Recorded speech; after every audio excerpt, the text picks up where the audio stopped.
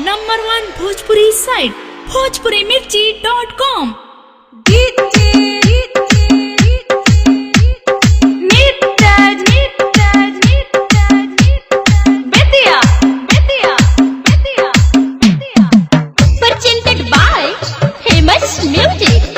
रहनी लुकाइल पीछे से आइल ले गइल कोना में।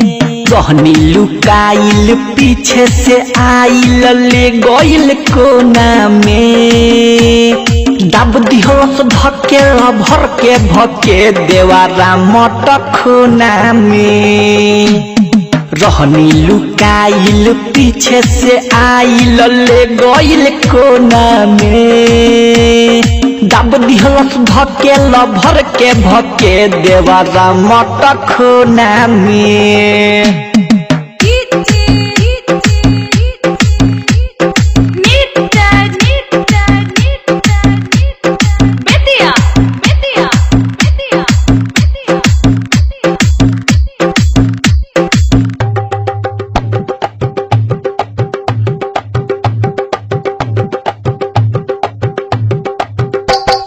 धके दबवलस भीतरी लगवलस कैलस बड़ी बरियारी हो। रहे नु जबर हम रहनियबर पल भर में गई निहारी हो। पल भर में गई निहारी हो। धके दबवलस भीतरी लगवलस कैलस बड़ी बरियारी हो।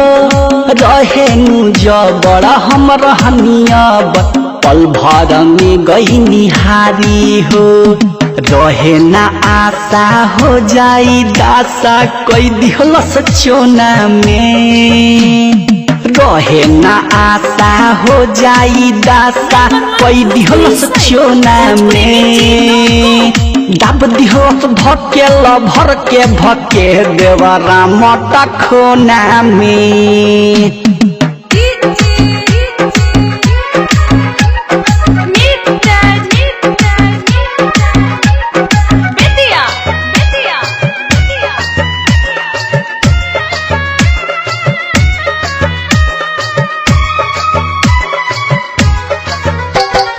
धके कलैया खैलस मलैया लागल ना एकरा शरम हो। छुअलस बदनिया चढ़ल जवनिया कई दिहलस हमके गरम हो। कई दिहलस हमके गरम हो। धके कलैया खैलस मलैया लागल ना ओकरा शरम हो। छुअलस बदनिया चढ़ल जवनिया कई दिहलस हमके गरम हो।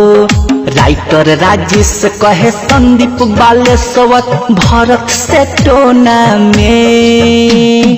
राइटर राजेश कहे संदीप बालेश्वर भरत से टोना में। दब दिहलस धके भर के भके देवारा मटखोना में।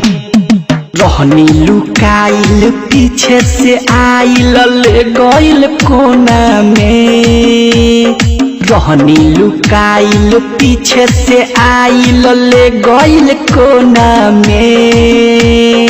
दब दिहलस धके भर के भके देवारा मटखोना में।